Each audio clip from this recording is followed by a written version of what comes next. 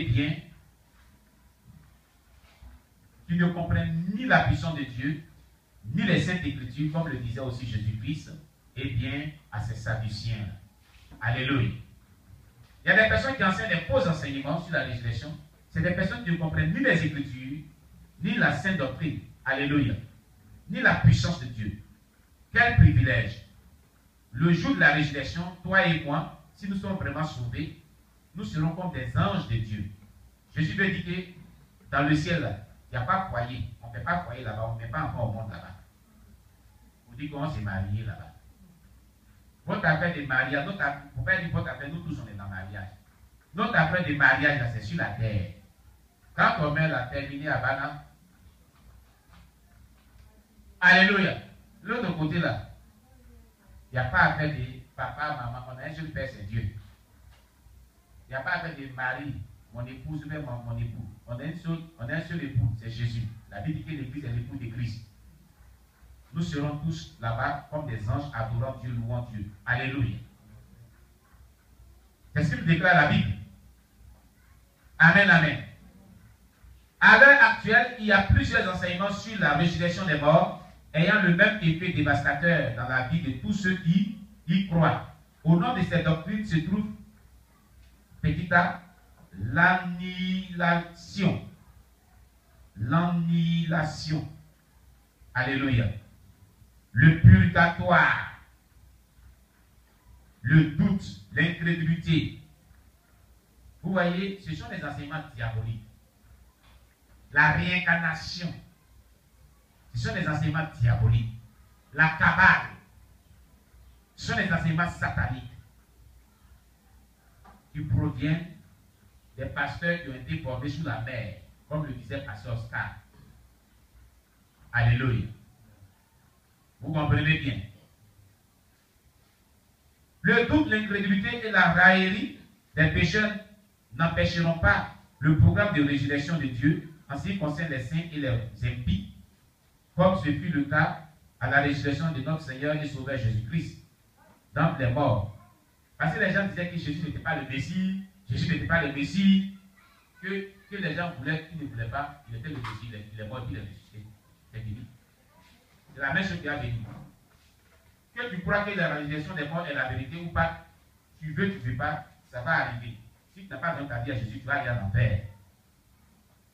C'est tout. Et c'est ça qui est la vérité. Alléluia. Actes des Apôtres, chapitre 28, 23, verset 8. 2 Timothée, chapitre 2, verset 15 à 18. Actes des Apôtres, chapitre 23, verset 8. 2 Timothée, chapitre 2, verset 15 à 18. 1 Corinthiens, chapitre 15, verset 12 à 23. 1 Corinthiens, chapitre 15, verset 12 à 23. Romains, chapitre 3, verset 3 à 4. Alléluia. Donc, quand on ne veut pas, la résurrection des morts aura bel et bien lieu. Parce que dans sa souveraineté, c'est sa volonté. Amen. La résurrection de Christ et la résurrection future des saints, voilà le fondement de notre foi chrétienne. Vous comprenez? C'est le fondement même de notre foi chrétienne. Si tu ne crois pas à la résurrection des morts, tu n'es pas chrétien. On va lire cela dans 1 Corinthiens 15, verset 16 à 20. 1 Corinthiens chapitre 15, verset 16 à 20.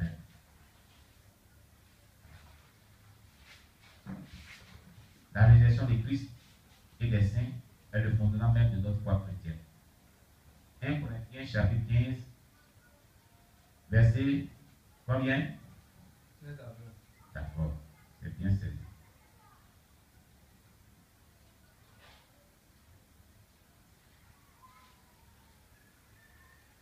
1 Corinthiens chapitre 15, verset 16 à 20. Amen. Voici ce qu'elle dit. Alléluia. Car si les morts ne ressuscitent point, Christ non plus n'est pas ressuscité. Voilà. Alléluia. Et si Christ n'est pas ressuscité, votre foi est vaine. Vous êtes encore dans vos péchés. Et par conséquent aussi, ceux qui sont morts en Christ sont perdus. Si c'est dans cette vie seulement que nous espérons en Christ, nous sommes les plus malheureux de tous les hommes. Mais maintenant, Christ est ressuscité des morts. Il est les prémices de ceux qui sont morts. Il est les prémices de ceux qui sont morts. Alléluia. C'est ça que le fondement de notre foi chrétienne. C'est ce qui fait qu'on croit en Jésus-Christ. Christ ressuscité des morts et la résurrection des saints. C'est ce qu'on vient de voir. Mais si nous disons que Christ n'est pas ressuscité, c'est qu'il n'y a pas de résurrection des morts. Si on dit qu'il n'y a pas de résurrection des morts, c'est que Christ n'est pas ressuscité. Et que les morts sont en vain, que la résurrection de Jésus n'est pas vraie. Amen. Alléluia. Pour être participant de la première résurrection, la résurrection de ceux qui sont sauvés, c'est être la première résurrection. Donc si tu veux être sauvé, si tu veux être parmi ceux qui seront ressuscités au son de la première trompette, bien écoute-moi très bien. Si tu veux faire partie de ceux-là qui seront ressuscités au son de la première trompette, alléluia. Écoute-moi bien. Alléluia. Voilà ce qu'il faut faire. Il est nécessaire d'être ressuscité spirituellement au cours de la vie présente, c'est-à-dire avoir le réveil spirituel qui est caractérisé par une vie de repentance de tout péché et de sanctification. Amen, amen. Amen, amen. Comprends cette vérité-là.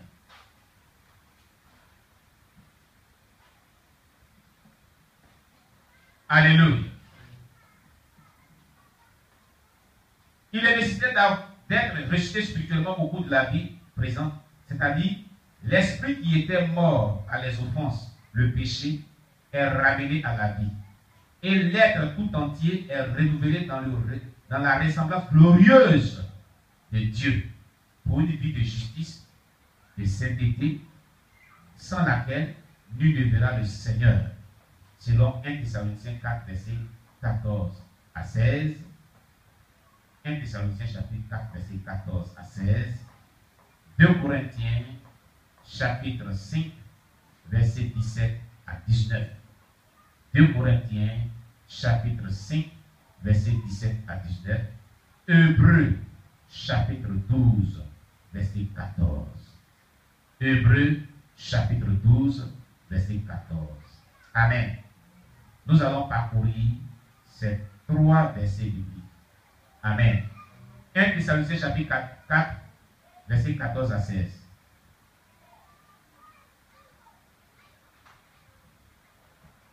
Thessaloniciens chapitre 4, verset 14 à 16.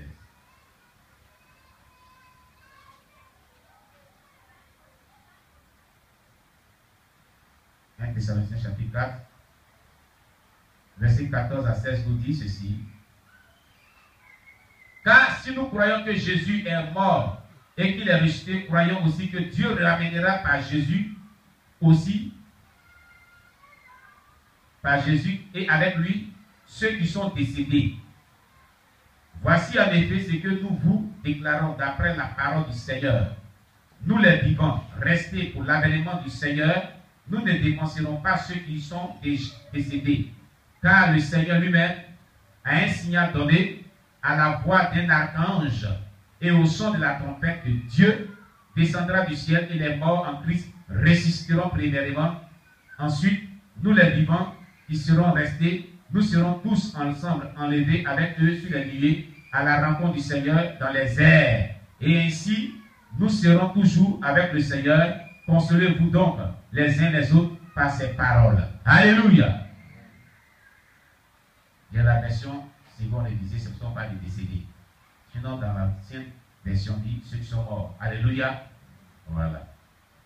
Donc, pour prendre part à la première résurrection qui est décrite ici, il va falloir que tu vives une vie de sainteté, tout en te repentant de tout péché. Amen. 2 Corinthiens 5, versets 17 à 19. 2 Corinthiens chapitre 5, versets 17 à 19.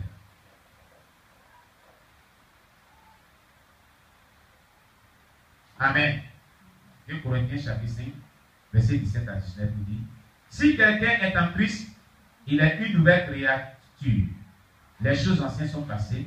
Voici toutes choses sont devenues. Si tu dis que tu es en Christ, pour prendre part à la première résurrection, il faut que les choses anciennes qui sont le péché, la mauvaise vie que tu avais avant ta conversion, là, laisse tomber tout ça. Amen. Que tu vives maintenant la nouvelle vie chrétienne. Cette vie de bonté, de justice, de vérité, de sanctification. Il faut la vivre. Amen. Hébreux 12, verset 14. Hébreux 12, verset 14. Alléluia. Hébreux chapitre 12, verset 14 nous dit: recherchez la paix avec tous et la sanctification sans laquelle personne ne verra le Seigneur. Il y a des gens qui ne sont pas en paix avec tout le monde. Si tu es en parlant avec quelqu'un qui a gardé rancœur, si tu n'es pas encore réconcilié avec lui, va faire la paix à la personne. Et si tu ne vis pas dans la sanctification, tu ne peux pas être sauvé. Car la Bible déclare que sans la sanctification, tu ne verras Dieu. C'est ce qu'elle dit ici. Recherchez la paix avec tous et la sanctification sans laquelle tu ne verras le Seigneur. Donc si tu vis dans le péché, tu ne peux pas voir tu vas aller en enfer. Tu vas voir le diable en enfer. C'est ce que dit la Bible des Hébreux. La Bible dans le livre des Hébreux 12, verset 14. Amen, amen. Ainsi prend fin le thème sur la résurrection des morts. Dimanche prochain, nous verrons le thème sur la grande tribulation. Comme ce sont les thèmes eschatologiques que nous sommes en train de voir, donc les thèmes qui relatent les événements de la fin des temps. Quand on parle de l'eschatologie en théologie, on parle des événements qui auront lieu dans la fin des temps. Amen. On a fini l'enlèvement de l'Église, on a fini la résurrection des morts. On parlera donc de la grande tribulation. C'est que vous avez vu en film là. On va parler de ça publiquement par là. Amen, amen. Alléluia. Donc ne manquez pas, surtout les cultes de dimanche, où nous partageons ensemble vraiment ces enseignements. Et là, nous allons parcourir beaucoup de versets bibliques. Je vous dis la vérité. Beaucoup de versets bibliques. C'est un thème, la grande tribulation, qui regorge de beaucoup de versets bibliques. Nous allons vraiment étudier la Bible sous forme de prédication de la parole de Dieu. Ah, alléluia. Que le nom de Dieu soit béni. Jésus est ressuscité. Jésus est ressuscité. Jésus est ressuscité. Emmanuel est ressuscité.